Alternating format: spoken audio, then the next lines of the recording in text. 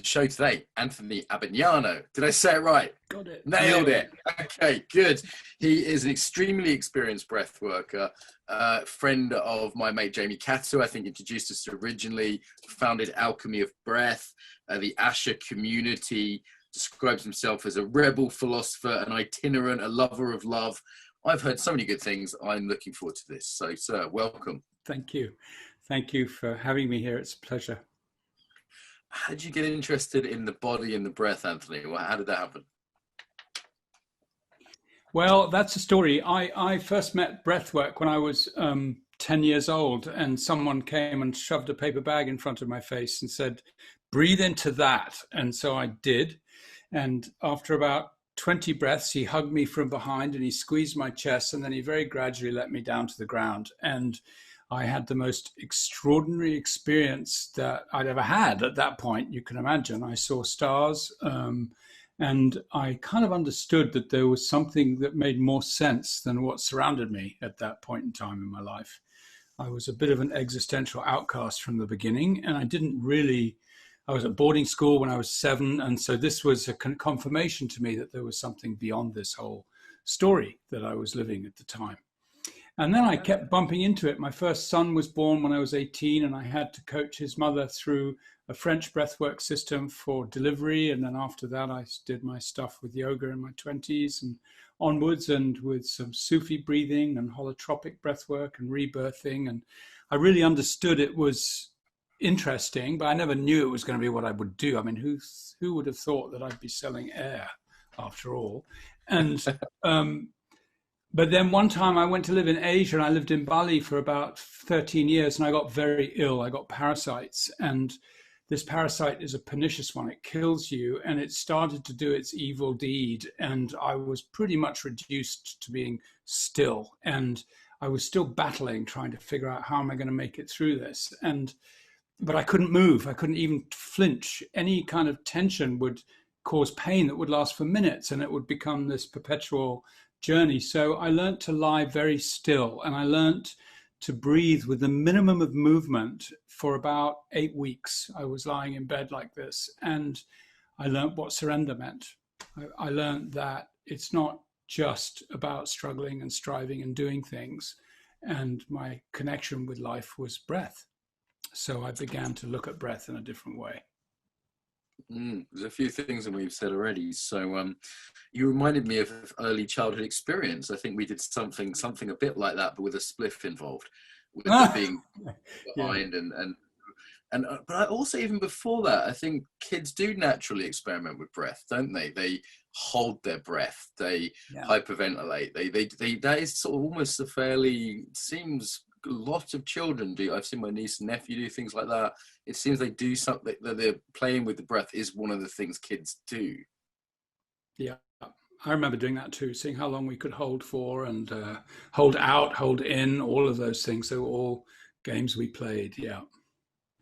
And you mentioned a few sort of schools of breath work. So you mentioned holotropic breath work, rebirthing. Maybe you could sort of set the scene a little bit for listeners who, you know, a lot of people have got into breath work literally in the last, say, 1 or 2 years.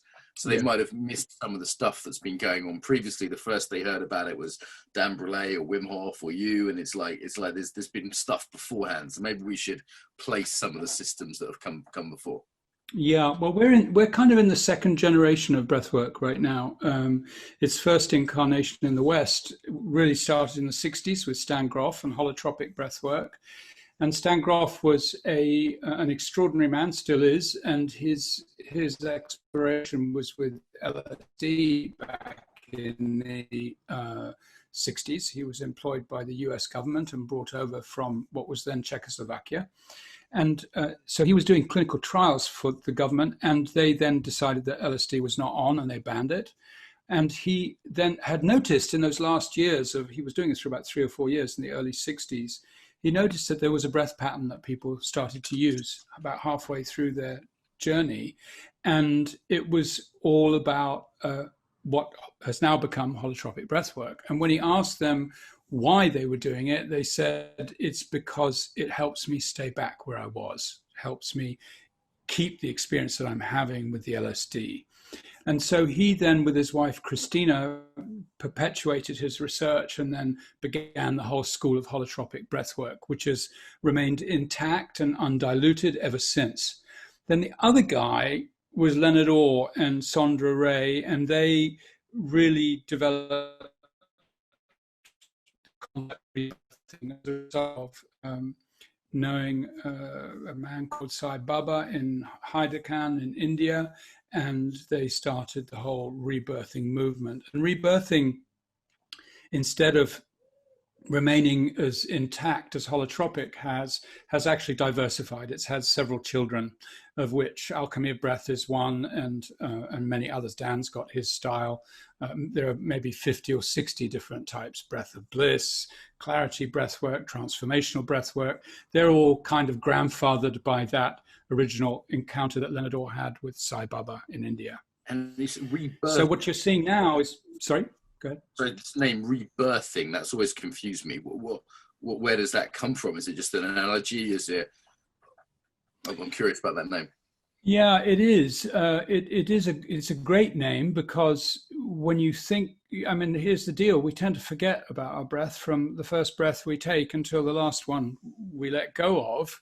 We're not very conscious of it. So when you start to place focus on that, and I encourage people to do that when they breathe with me, to imagine what that first breath would have been like. It would have been completely unconditional, this grasp of everything, no filters, nothing, just a state of complete wonder and openness and curiosity. And so I use that as a way to get people to breathe that consciously. What if each breath you bring could bring that kind of possibility to it? But of course, we're kind of cluttered human beings with our psychological makeup and a very full frontal lobe and our operating systems that we have. So you have to make room in order to fit something else in. You can't just put more and more in your living room and expect to be able to keep adding more. So I tend to get people to associate their exhale with their exhalation with their final breath. What would that be like? What do you take with you? There's nothing that you can take with you that we know of. So I try get people to think of that each cycle of breath as a birth and a death, because it is potentially, and it will be eventually. And so when people begin to associate that kind of importance to something that we take for granted, something happens. Just giving you attention to it changes things. Mm-hmm. Mm-hmm. So it seemed from the research I've done of you, just only a little bit, that it seems like kind of consciousness and awareness is a big part of what you do, as much as the sort of, because some breath schools seem to be more just like, okay, we're going to increase the CO2 volume by hyperventilating. It's much more sort of medical, kind of scientific-y, kind of physical kind of side of things, whereas it seemed like the consciousness seemed to be as important for you. Yeah, being conscious of what you're doing is not a bad thing, right? So, and especially about something so fundamental as breathing. But I promote over 40 different types of breathing practice. So it's not just one that I would promote. I love them all. I love Dan Brulet's work and I love Wim Hof's work. And I would certainly encourage everybody to try them all. And really underneath this, there's a potential to address everything that happens in life with the correct breath. So when we think of the breath being a signal of our state of being, or a symptom, if you will, of our state of being, if we're agitated, we breathe short breaths. Or if we're meditating, we breathe a very long, slow breath usually, or a shallow, soft breath.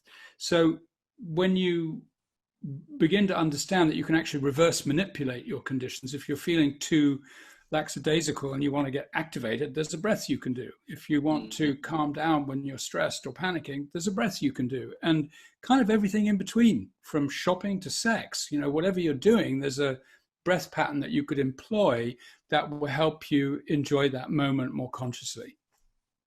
Yeah, this is really the fundamental insight of embodiment training generally, isn't it? There's a bi-directional link.